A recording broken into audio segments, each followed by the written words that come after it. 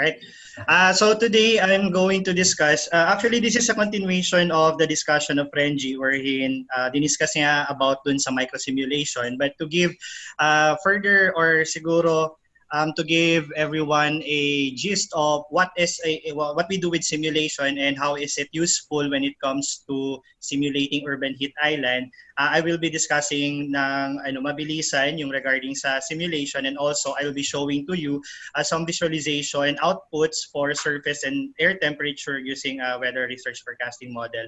Now, if some of you have actually been or attended the national webinar, some of which are already have been discussed there, but if kung bago po kayo sa webinar or this is your first time attending, then marami po kayong mapupulot po dito sa discussion na to. So, friend. So this is the presentation of my outline. So just a brief discussion lang of urban meteorology. Then we're going to discuss some urbanization of atmospheric models, then mesoscale modeling, and then lastly, discussion about the outputs that we did in Project GUHeat for Zamboanga City.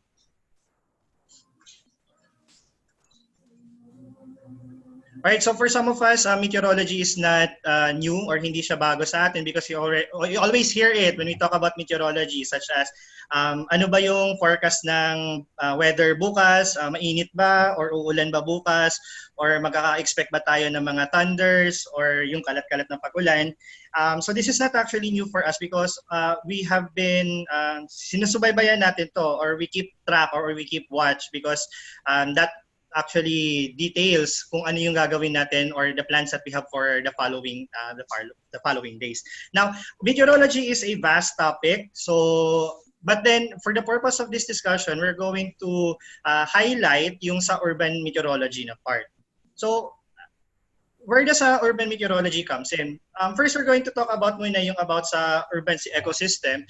Now, we all know na because of different reasons such as pwedeng financial reasons or siguro naghahanap ka ng mga opportunities sa'yo. So, most of the people from rural areas tends to flock sa urban areas, and that creates the phenomenon called urbanization. And with urbanization comes also development. What happens is that yung natural landscape natin sa area tends to be changed, or meron tayong nire-reconfigure natin yung area ng isang lugar para lang to support the needs that we have. So for example, as people flux in, there is a need for more residential areas. As people who are looking for job comes in, we expand yung commercial areas. So with that, the natural landscape that we have is being altered, and that together with the other parts of of a certain area such as yung urban atmosphere, the biosphere, the water areas, the soil, and also yung built-up system na ginawa natin, that interacts with the environment, and that creates our urban ecosystem. Now, we as humans interact with this ecosystem, and that details kung ano yung magiging effect nito sa atin. It's either sa health natin or such. Now, the thing with the urban ecosystem is that it is unique. Ang urban ecosystem ng Manila or Metro Manila is different with Cebu or with Zamboanga City. So that is why, with that, it actually creates a unique and local weather event and climate. So, kaya nga makikita natin na hindi ibig sabihin na kung ano yung weather sa Manila, yun din yung parang pattern ng weather sa Zamboanga City because it's actually unique. And because of this local weather event, that affects our daily human activities. So, yun na-mention such as health. Now, going further, actually na-discuss na to this was discussed by Engineer Renji a while ago. So these are the urban features or the built-ups that we have that alters the urban weather climates, such as release of pollutants, aerosols from power plants or mga factories, street geometry, building distributions, the density of building per certain area, anthropogenic heat, and impervious materials, and also yung size ng mga buildings natin or the building morphology. Now, very important is yung anthropogenic heat sources or emissions by human activities because ito yung usually contribution natin for our daily, such as exhaust from diesel engines or yung AC systems natin, air conditioning systems natin. Now, if we bring this all together, we put this all together, how does it affect our urban atmosphere? So dito po papasok yung ano natin. This figure is actually showing to us na with the urban features I've mentioned a while ago, how does it affect our urban atmosphere? Now, depende sa scale or horizontal scales natin kung gaano siya kalayo or gaano siya kalayo or yung area natin, that determines kung anong klaseng scale siya. So we have the mesoscale and also the microscale. So mesoscale usually entails certain regions, pwedeng buong cities, pwedeng ang buong bansa. Okay, that's for mesoscale. On the other hand, microscale, ito yung mga for certain sections sa isang city. So usually yung yung area nito ay nasa less than 1 kilometer. For mesoscale, pwedeng lumampas to hanggang 100 kilometer. Now kanina, diniscuss na ni Engineer Bagares yung regarding sa microscale, which is yung sa NVMet.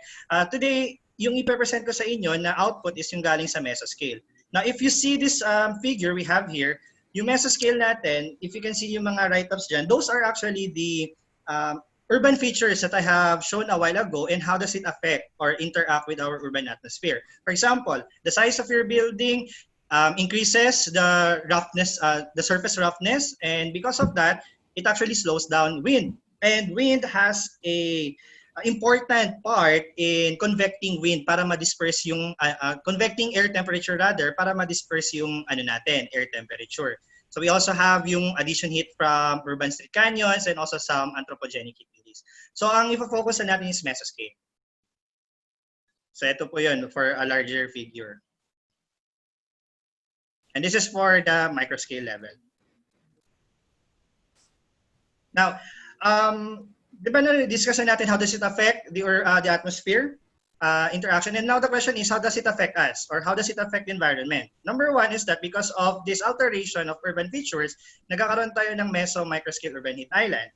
Second, may urban flooding tayo, which is, andito na nga sa Metro Manila, madalas. Changes in precipitation patterns sa ulan, elevated gaseous pollutants and aerosols which affects our respiratory system, and also yung street canyon winds natin, yung daloy ng hangin natin. So these are actually these are the effects. Now, if kung tayo na sa local government unit tayo and then we expect this kind of interaction or effect, diba? The thing that we do is usually how do we counteract this one or how do we mitigate these effects? Now what we do is that we try as much as possible to simulate this effect and understand how it happens. And when we understand how it happens, we try to give or simulate some scenarios such as introducing mitigation effects. Pwedeng green roofs, yung mga ganon. But the important part here is that we get to see how these things actually work. So dito papasok si atmospheric models natin or yung simulation natin. So kanina na-explain na nga ni Engineer Bagares yung regarding sa NVMet. So today, ito yun, sa WRF naman ang gamit ko, which is an atmospheric model. So WRF model is an open source mesoscale NWP system or numerical weather prediction used by atmospheric research and operational forecasting application. So this is actually used by PAGASA, one among the many na models used by PAGASA in order to forecast our weather for the following usually 3 days or 5 days forecasting. So for some of you might be interested, here are some of the applications. So air chemistry, hydrology, urban meteorology, solar, and LES. So integrated din sa sa WRF is yung urban studies wherein yung urban features na minention natin kanina is being parameterized doon sa studies. Yan. So here are some of the example ng WRF when it comes to urban heat simulation. So dito in-integrate natin yung urban models na na-mention kanina. And the right side shows us a different scenario such as what if we increase yung albedo natin or yung reflectance ng ating materials? What if we change the for example in C sa Central Park natin? What is the difference if maglalagay tayo ng park sa gitna mismo ng area? Mas okay ba yung effect nito? Or what if kung i-distribute natin yung parks natin? Mas maganda ba yung effect nito pagdating sa temperature? So here are some of the features or yung capability ng model na to, yung WRF. Now for this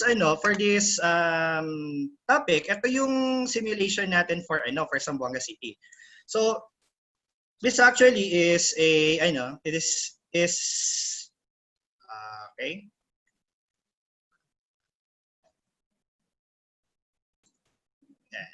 Sorry. So this two maps shows to us yung air temperature at 2 meters and also the skin surface or yung land surface temperature natin for Zamboanga City. So I simulated April 1. This was used last year 2019 doon sa Regional Science and Technology Week ng Region 9. So let's try to see some of the observation regarding these two map outputs, no? One good thing about this one kasi pwede natin ipakita yung variation temporally and also the variation spatially ng air temperature and skin surface or land surface. Now, for the air temperature, so ito yung mga observations natin for this is April and timing, this is summer period. So higher temperature rises at 9 a.m. If you can see the figure. So 9 a.m. nagre-rise yung air temperature natin. Sa east coast nanggagaling siya.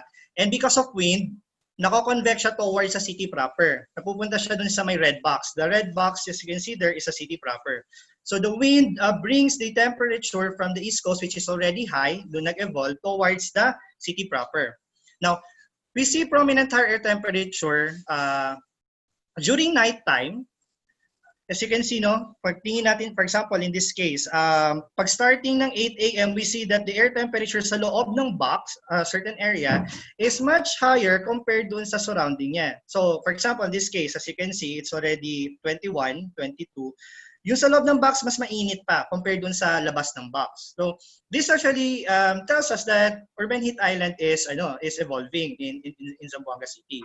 Now, at 12 midnight, the temperature in the city proper sa loob ng box reaches to 27 degrees Celsius. Yun yung pinaka-mababa niya. While other areas are already below 25 degrees Celsius at 8 p.m. which tells us that mas mataas yung air temperature natin dun sa urban area compared dun sa mga outlying skirts niya. Now on the other hand, let's try to look at the LST or the skin surface temperature. So daytime, SST is higher sa loob ng urban area dun sa city proper. Probable reason nito is because of building shadings.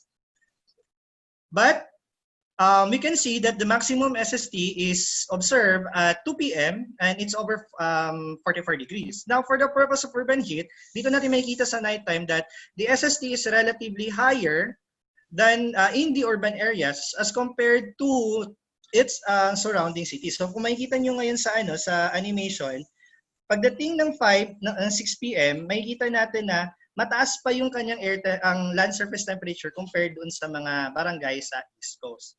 So, what does this actually tells us? Now, in conclusion, the continuous influx of people to urban areas results to the configuration of the natural landscape, tapos may anthropogenic contribution pa tayo, and that creates the local climate. Now, because of this local climate, it affects our daily human activities. As such, there is an importance for us to do a simulation or model to understand how this happened and how does it affect us.